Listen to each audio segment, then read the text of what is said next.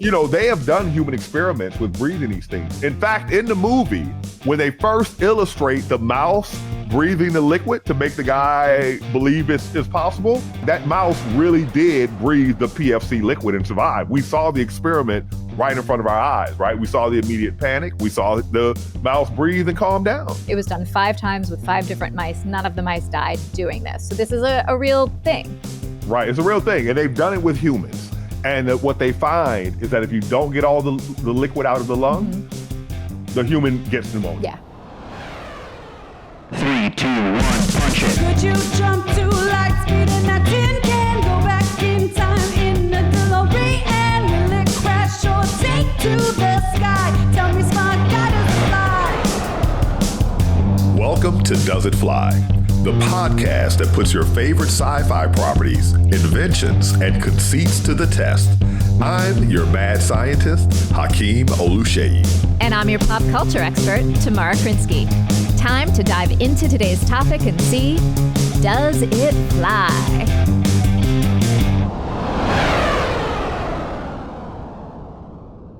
Tomorrow, Hakeem. let the fun begin. Woohoo.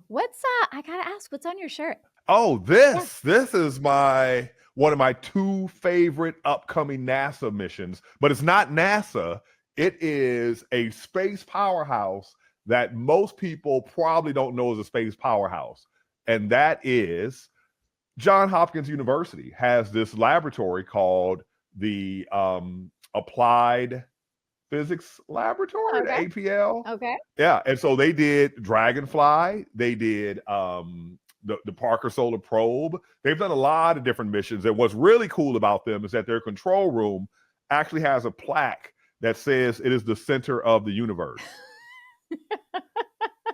Yeah, on the floor, the center of the universe. So I Doctor Who reference, I don't know. But anyway, this mission is one of theirs, and it is a mission to Saturn's moon Titan, the other terrestrial body with an atmosphere and surface liquids, right? It has these methane lakes. So this particular landing craft is going to have a little dragonfly that's going to fly around because it's the mass of Titan's atmosphere, I think, is twice that of Earth, even though it's a smaller moon of, it's not as big as a planet, even though it's a big moon, it's not as big as, say, Earth. But yeah, it's really cool. Titan is the second biggest moon in the solar system, I think, after Ganymede. So, its name tells you it's big. So Dragonfly is a nerdy shirt. APL. All right, so enough about Dragonfly. I'm not promoting it now. I'm just wearing it because when you go to APL, they have vending machines in the lobby that sell T-shirts for the They missions. have vending machines with T-shirts? Yes. Yeah, I got it just like you buy a snack or a beverage out of a vending machine. Yeah. I'd like a small T-shirt with a side of Coca-Cola. And See, wait a minute. Coca-Cola ain't paid us. Coca-Cola, you owe us $80 million for that plug. there you go. 80. Right. Million, 10 to the 6. So today, Dragonfly is appropriate because dragonflies don't breathe liquid. However, the characters in the movie that we are talking about today, several of them have breathed. Several of them have breathed. The characters in the movie that we are talking about today have had the experience of breathing oxygenated liquid. So we're gonna go down deep on this one. Yeah, we're gonna go deep into the abyss. Ooh, doo, doo, doo, doo. Oh, we're so terrible. Like, you're not a dad. Why are you making dad jokes? There's actually an account online of mom jokes, and I'm so appreciative of it. I am so looking for that. But yes, today we are talking about the 1989 movie, The Abyss, written and directed by James Cameron, produced by Gail Ann Hurd. This was actually James Cameron's 4th movie, only his 4th movie. And it is one of the biggest underwater film achievements of all time, but especially at that time. So lot going on in this movie. Second only to Samuel Jackson being eaten by that shark. Remember that scene? That was Luckily, we don't have to deal with sharks in this one, which is good. 'Cause every time I see a shark on screen, it makes me scared to go swimming in the ocean again. So, oh my God, let me tell you something. I lived in Florida on the Space Coast, and I had never looked a shark in the mouth. And I went to the intercoastal waterway, and these little kids from the swamps were there fishing, and they had caught a small shark, and they held that sucker up, and I could look in his mouth. Seeing the skeleton mouth in books and TV is not the same experience as looking this thing in the eye and seeing that mouthful of teeth that are just, shredders. You just, I'm scared. Okay, so here's another thing about Dragonfly and the Abyss. yeah. This Dragonfly is going to be an alien, and the Abyss contains aliens, which is, if you haven't seen it, it was decades ago, so I don't think I'm spoiling nothing. But ultimately, even though it waits till the end to get there, it's an alien movie. Yes, that is true. I don't think you're spoiling anything. However, we will give our spoiler alert that, if you have not seen this movie yet, we are going to get into some of the plot and some of the characters. So if you don't want that to be spoiled, press pause, go watch the movie, and then come back here and talk to us. But we will give you a little summary up top so you can follow our conversation about the science and the story. All right. So in our format, we talk about a specific conceit within the show, within the movie, within the series. And this time we are talking about the ability, because these folks find themselves in trouble. They find themselves in deep water. And when you got things to do in deep water, it's a problem because our bodies are not designed to survive down there. The pressures are immense. And so the way to overcome the pressures are to make sure the pressure on the inside is equal to pressure on the outside. But the problem is we breathe air and have these lungs that can be collapsed under all that pressure. So fill them with the liquid, and now it's all good. You can do it. And you don't have to worry about all that nitrogen buildup in your blood, right? Because hold on. Before we go down the science chute, we need wait. Why should we ever hesitate to go down the science chute? Because we need to tell people just a little bit about the movie that we're watching so they have the context for why we're talking about breathing fluid this time around. We need to let people know what the movie is about. You didn't let me do that. All right. It was made in 1889. I don't know, 1789. It was made in 1989. It was made in 1989. All right. Quick plot summary is that you have a sunken submarine that has nukes on it that has gone down in the Caribbean Sea.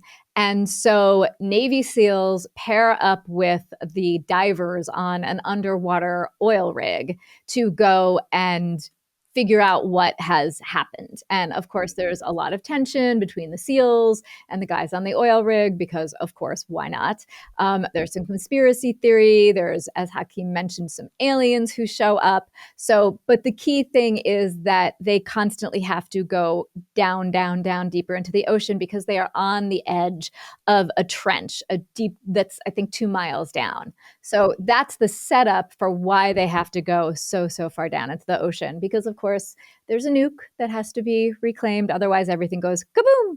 Yeah, bad outcome. Yeah, you don't want nukes. Right. We're going to talk about the science now. The technology in this movie is something that's already happening. But I can't say that it's something that has occurred. It's in process. Technology in process. Problems have not been worked out. So let's go into them. What are these problems and advantages? So here's the idea.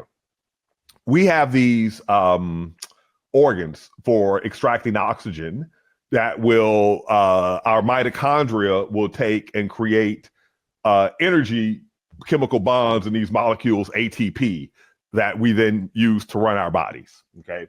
And if you look at the tissues that do that, they are designed for extracting oxygen from air, just like gills are designed for extracting oxygen from water.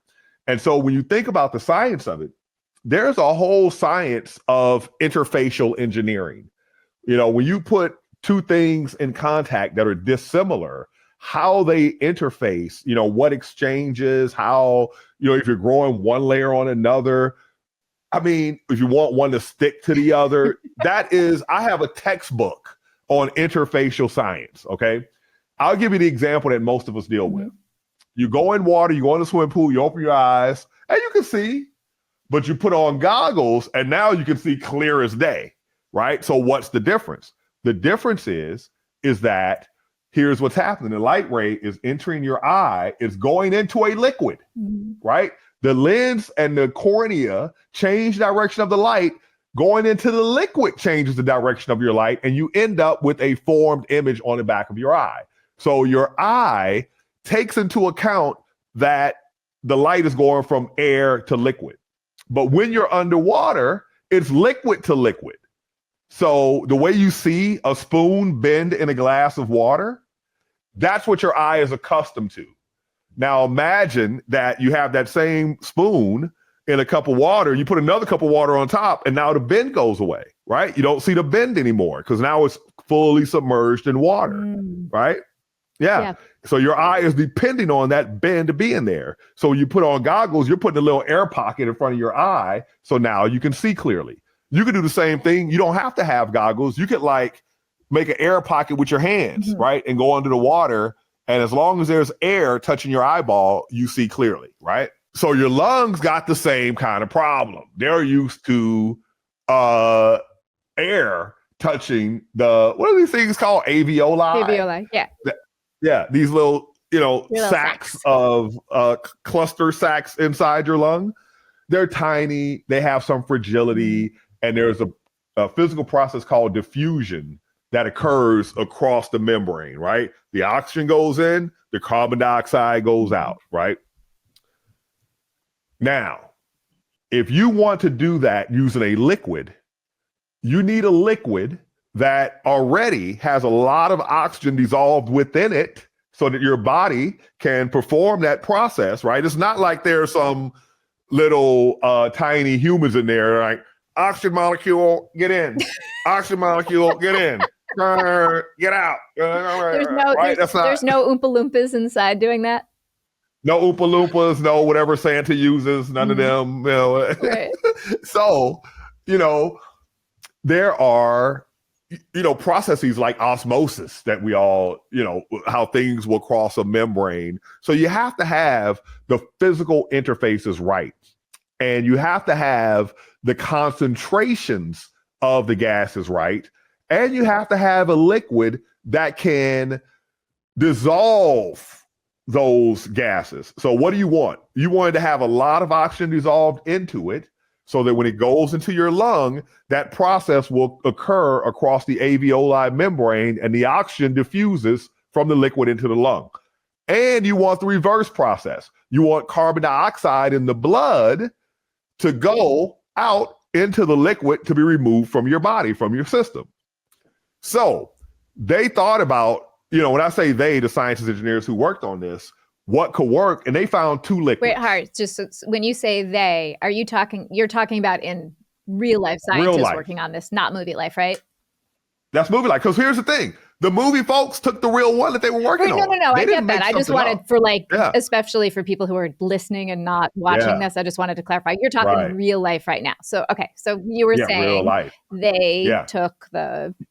Yeah, so you want liquids with these properties. The property of I can dissolve both of a lot of oxygen and carbon dioxide in it. And also it will do that interfacial exchange across the boundary to go either from the lung sac into the bloodstream or out of the bloodstream into the lung sac, right? So there are these two silicone oils, I think it is, and these PFCs, perfluorocarbon. Yeah, those, right? And so the first one they found to be toxic. The second one, they found that under experiments, it actually worked. Mice could breathe it for minutes and hours, but then they died. And the reason why they died is because the oxygen process worked right, but the carbon dioxide removal process did not work correctly, sufficiently, right? So we got the first half, but not the second half. First half, not the second half. So they have thought of a solution for that, but now it becomes even crazier because how can you get the oxygen out where there's already these sort of gas exchangers that we have? So if you find some large artery, you could tap into that and have it your blood go through a gas exchanger that is connected to the outside, basically create gills, but you're tapping into the person's actual bloodstream. So now it becomes, risk of infection, all these, a wound, these types of problems are going to arise, okay? But it can be done. The oxygen part is easy. The carbon dioxide part is, not something they're using in this show, even though they're using the same liquid that in real life was great with getting oxygen in, but not as good as possible as getting carbon dioxide out, which meant ultimately it was fatal. Right. It can be done by adding a secondary device, and that's this gas exchanger that's tapped into your actual bloodstream. Okay. But then there's another problem. All right. So let's imagine, all right, there's two problems, a mechanical one and a psychological one. Okay. Okay. So I'm going to say the first thing, and the psychological one might just pop into your head. Imagine filling your lungs with water. Exactly. Don't want to do it. Don't want to do it. Right. That's part of the psychological issue. But here's the other thing. There's a reason why we're so scared of water. Water is 800 times more dense than air. All right. The liquid that they're using in this movie is twice as dense as water. So it means it's 1,600 times more dense than air. So just having this means that pretty much you're going to have like 20 pounds of liquid in your lungs that you have to force in and out, right? That sounds very uncomfortable. Very uncomfortable. Very uncomfortable. So, if you get it mechanically assisted with something that squeezes you and really, a pump, that's still yikes, right? That hurts. Not to mention the psychology of it. The psychology of just, you're basically going to drown yourself on purpose, right? In drowning, you don't just decide to inhale the water. You hold off for as long as you can. Yeah. And then when you can't do it any longer, and in this case now, that horror leads to you actually getting your oxygen rather than passing away. So psychologically, it is, you would think, right? So here's the thing. If you wanted to have people trained for this, the irony here is that we do spend the first, our gestation periods breathing liquids inside of our mothers, right? We breathe amniotic fluid.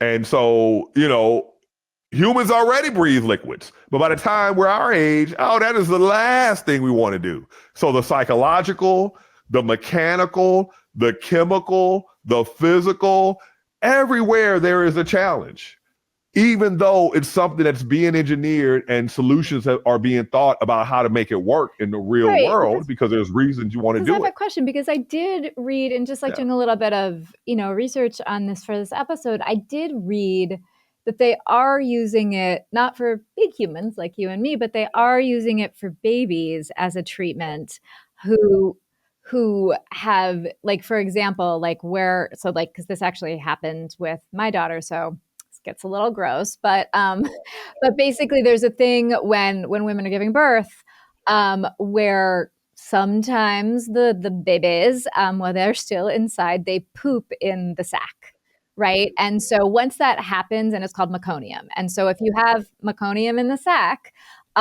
you have a ticking clock to get the baby out, specifically because of the danger that if, the baby intakes the fluid and it gets into the lungs, and it is, it's got the poop in the lung, and the poop goes into the lungs, then you can get really bad infections. So there's, one of the treatments that they have come up with this is an oxygenate, because it's an oxygenated liquid. Yeah. So they are, there's possibility for it.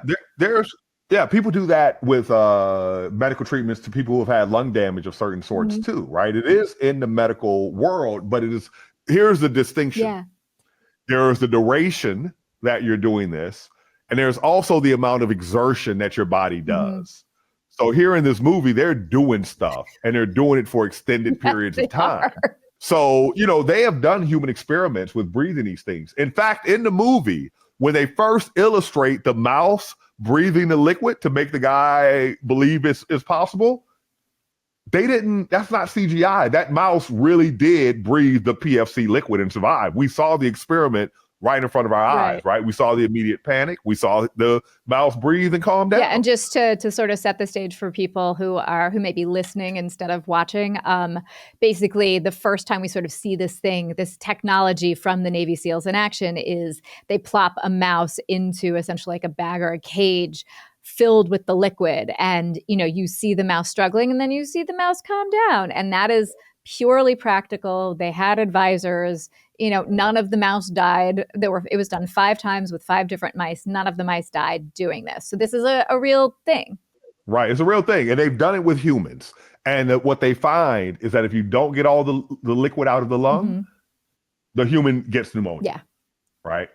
So that is also another issue with using this particular technology. So, it's one of these things that this is a tough doesn't fly, because it's already a long stages of development. And it's like, okay, it works in this tight little set of specifications, but it does not work generally. It does not work as shown in this movie. And getting it there is fraught with a whole bunch of problems that we already know exist. And can you engineer around them, right? Could you make a much lower density liquid that, now here in this movie, we don't get to speculate because they say it is this liquid. Right. Yeah, they're very right. specific So about so I don't get to play my Hakeem game of, I know how to make this work. But if you were going to make it work, you'd want a lower density liquid to solve the mechanical problem, much lower density. You would want to have that ability to remove the carbon dioxide as efficiently as you give oxygen. And you would want it such that, you could empty the lung of it completely somehow. Like there's some way it does that. I don't know. Right. But then you can have it. So this is one where it's not obvious. There's a lot of problems that can be engineered into existence. It's just a matter of time and money. So as breathing liquids appears with great specificity in the movie Abyss, it does not fly.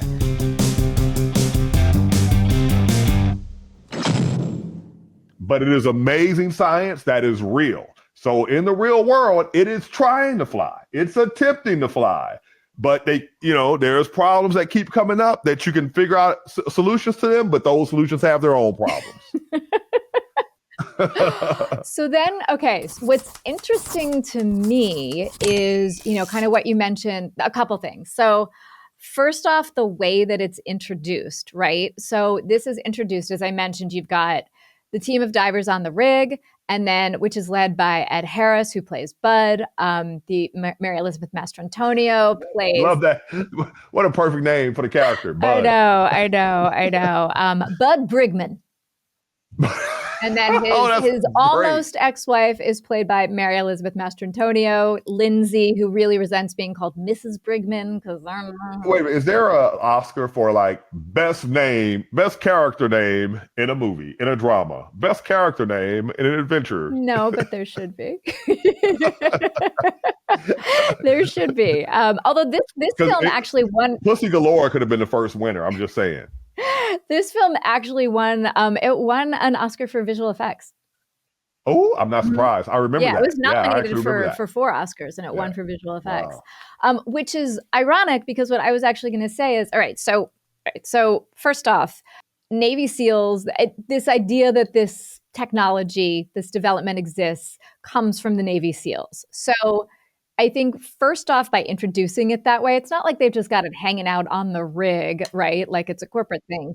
Like if there's anybody who would have access or be developing this in a lab, like to me, yes, the Navy SEALs would have it. DARPA would be developing it, the research arm of our military. Like if there's anyone who would have it, that's who it would be. And if there's ever a point where it would be deployed, it would be to save the world from nuclear annihilation, which is what they're worrying about here. And we have to remember this. Right. This is Yeah. Hey, this is let me interrupt 1989. you We're here. still Cold War. Fears were Yeah. very, very high about nuclear war. I want to get back to your Navy SEAL thing Yeah. before you go off, because when I was in the Navy, when I realized that they had something extra going on, was when you run, you sing these cadences, right? So I was with this Marine Corps program, and the lyrics were, up from a sub 60 feet below, hit the surface, and I'm ready to go. And I asked him, I was like, wait a minute, up from a sub 60 feet below? Yeah, not in a vessel. You're coming out, right? And then, it's a song about an amphibious assault, basically, but I didn't realize they're shooting.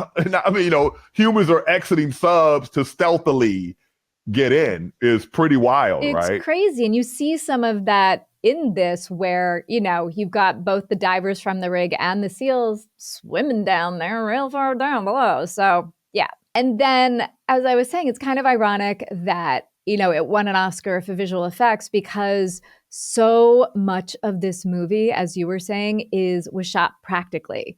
So, and that was a real point of insistence for James Cameron, who, as we, I think, all know, is obsessed with water and the ocean and seems to, make choices to make movies using water whenever possible, from this to Titanic to Avatar. So let me ask you a question. Yeah. So, typically when you make these choices, there's things that they're weighing, like cost, like, the authenticity of how to come across. So what is the deterrent to doing practical effects? Why would one not want to do practical effects? Well, this movie is actually a really good example of that. Danger.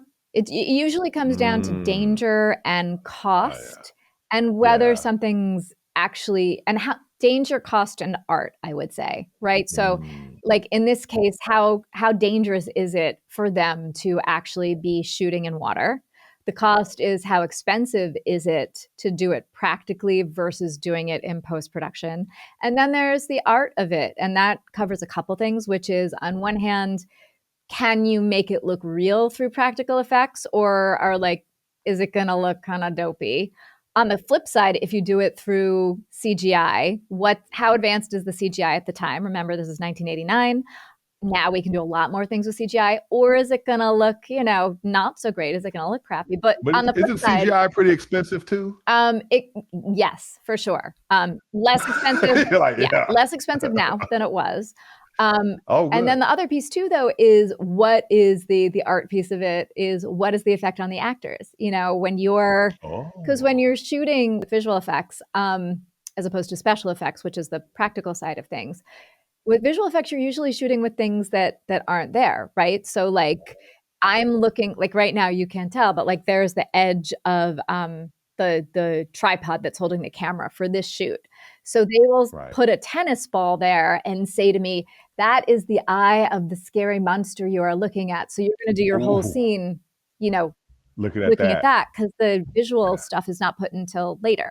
At the same time, you also, if you have something that's actually there to react to, if you have another person to react to, it's usually helpful.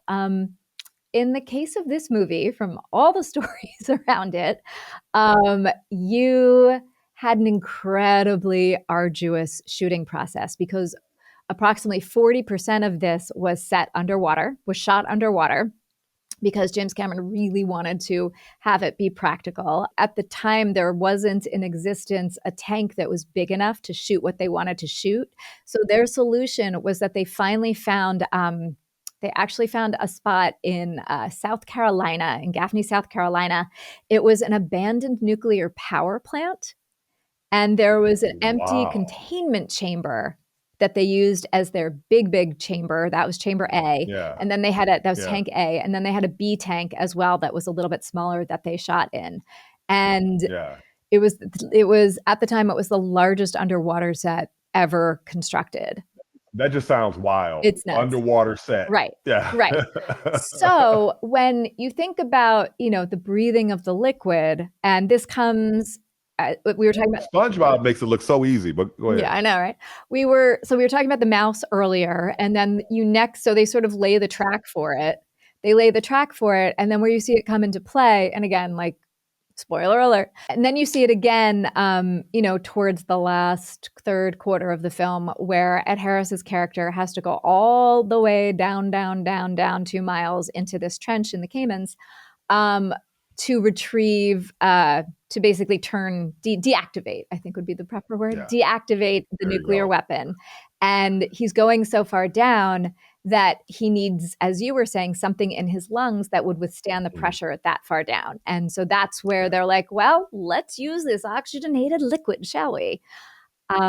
This is like badness. This dude has to breathe liquid, go to a deep trench, interact with a nuclear warhead in the presence of hostile aliens. Totally. Well, he's a hero. That's just what you do. It's Ed Harris. He saves the world. Come on. If there's anyone you believe would do that, it's Ed Harris. There you go. Now, Ed Harris, the actor, did not have to actually breathe in liquid. However, he did have to do all this crazy diving in this tank. He wasn't doing it in the ocean for this particular scene. He was doing it in a tank. But I have to say that because there was so much practical stuff going on, basically they would fill, and this is the kind of diving where you have like a helmet over your head. So they would fill it with liquid, but then in the movie, of course, you couldn't just like flip it up. He could flip it up so that they could stick a respirator in, and he could take in some air and then flip it back down again. And he wore, as you were talking about before with vision, he actually wore special contacts so that he could see through the liquid. Oh, nice. Yeah. Yeah. And it was really intense for the actors. You just really go into those details, don't you? Well, I like to know how they get shit made. So what I have to say as far as this oxygenated liquid that they breathe, my thoughts on Does It Fly are, because of the way it's introduced by the Navy SEALs, who I totally, absolutely believe have all kinds of shit going on that we don't know about, because of the way that it's shot and this very real, visceral, and again, I want to say, like, Ed Harris was not drinking the oxygenated liquid, but because of the way that it's shot, because he was actually down in the water, because they were doing so much actual diving in this tank, underwater shooting in this tank. And honestly, because of the way he sells it with his performance, with the moment of panic, which they set up with the mouse earlier. And then you see him as a human having that complete moment of panic because, like you were saying, there's that sense of we have been trained to not breathe in liquid.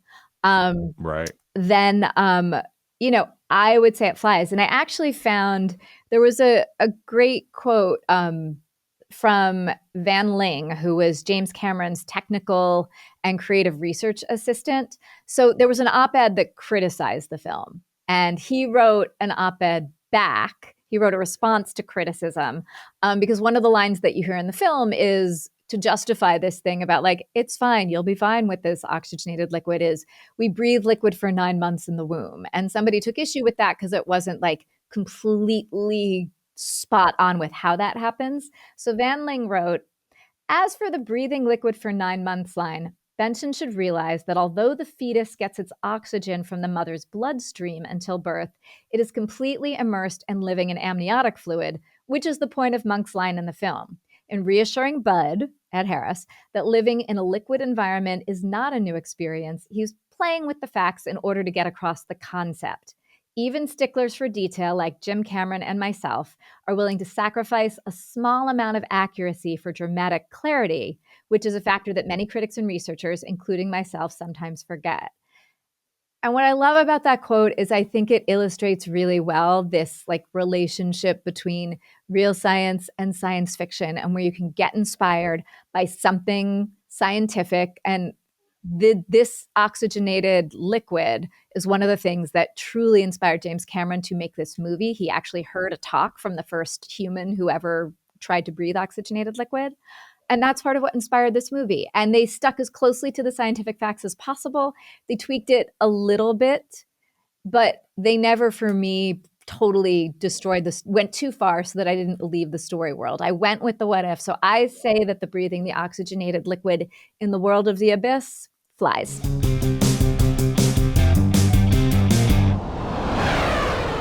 It flies. It flies. And it dives. I'd love to talk about this idea for our Does It Fly for the vibes of, so like he got over his fear because the safety of the world was at stake. So Right. Yeah, I sort of yeah, have a question around this idea of are there things that you think you could or could not push through? What kind of, like, if it's something that gives you great fear and great peril, could you do it? So, I one thing that was hot when I was young was the idea of you're in danger or your loved one is in danger. So you get super strength and you lift the car off of them. Yeah, to save the baby. Right. Yeah. So this is something that's like, it's not impossible to do, but it goes against everything. And here's the extra thing about it, right? There are people that do that every day. Those are our first responders. Those are our military people, but they are trained. So now if you just find yourself in a situation untrained, your mind is your worst enemy in that situation. Can you turn off those visceral responses of don't do this? Mm-hmm. Yeah. I mean, honestly, I feel like, so there's the physical training that you go through, but I feel like there's also like a Zen element to it as well.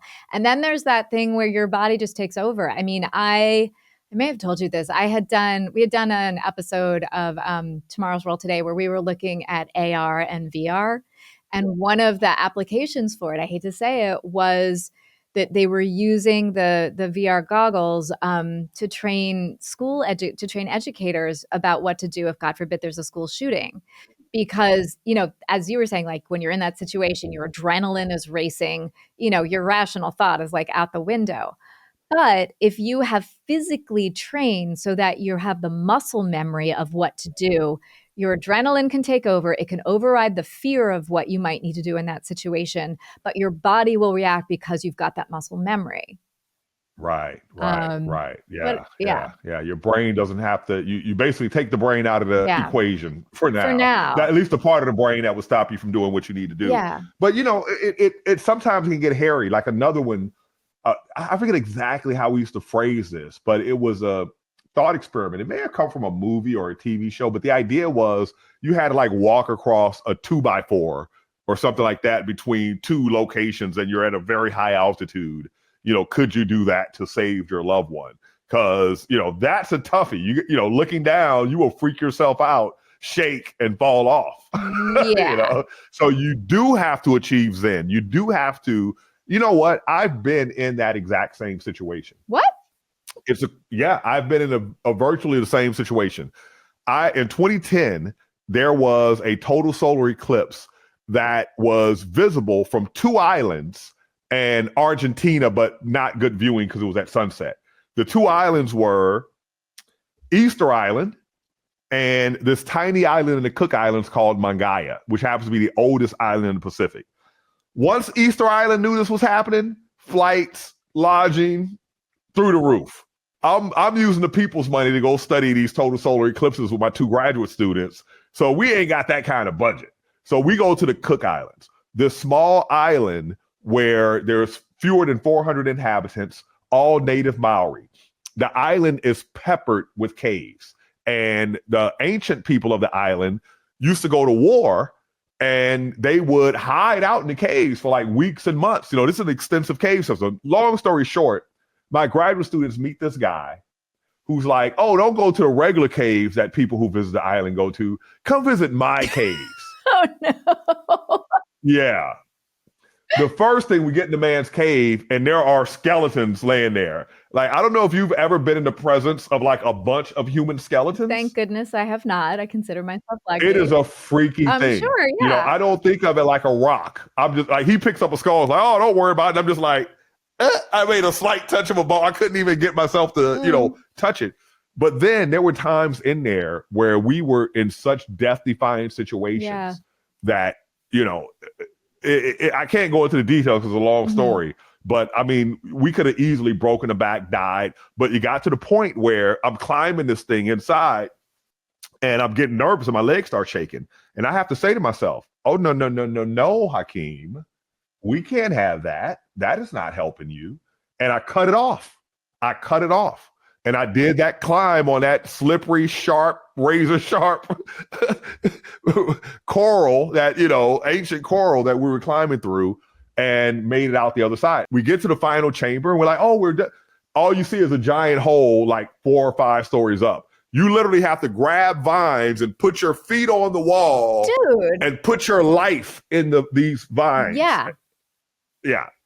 It was crazy, but we did it, because once you went in so far, there was no way out going back, because you had climbed through these situations that you couldn't go back through. Did you at least send the guy who brought you into his cave to like go ahead of you on the vine? Oh, look, no. In fact, my graduate students went first. He told us what to do, because here's the thing. I had 2 young, strapping graduate students. I was pretty fit myself, but then we had a couple of guys with us, one that was really overweight, and the other one who was like tiny, skinny, and very weak. Yeah. And so he really had to spend a lot of time with those guys. So we were kind of like oh, you guys do it, and then these guys will come after, was kind of the thing the entire time. Right. And one of my graduate students just came out of there just like cut up because of the sharp rock inside. I came out of it, my brain was cut up. So I'm like, this is... Regardless of like, I mean, I'm claustrophobic, and this Abyss movie certainly like activated all of my claustrophobia. I mean, they're down a trench at the bottom of the ocean. They're in subs. They're in submersibles. Their heads are contained in dive helmets. It's terrifying for someone like me. But at the same time, I think for most of us, that scene is not the place to be. But at the same time, you're talking about like things flying for the vibes. What is down in that trench? Who are these creatures? And there are moments in this movie where we get to see the humans interact with whatever these creatures are. They call them NTIs, non-terrestrial intelligence. And those moments I actually think are pretty awesome on screen. And we can, at least I find that relatable. So while I might not be willing to go down the trench, I understand why they do. Right. No, I get it. I love The Abyss when the movie came out. I went to see it in the theaters. I've always thought it was dope. I dig the vibes of it. And I think that what's happening in there is exactly like you said. It is fascinating. The deep ocean is fascinating. These deep trenches are fascinating. And the way that they shot this thing, clearly it's award winning in its beauty. It flies for me for the vibes.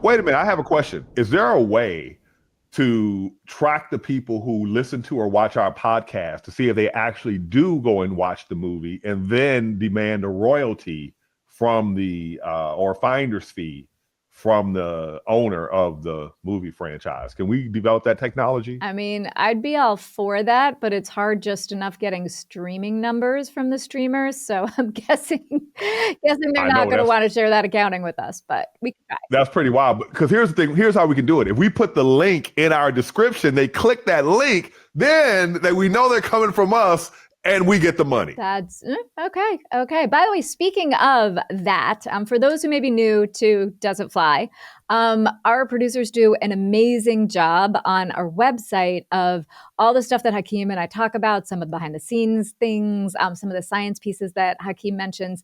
They will link to that on the episode page. Thank you guys for joining us in our conversation about the vibes of the Abyss. We loved it. I could tell that you could tell that we loved it. So check us out next week.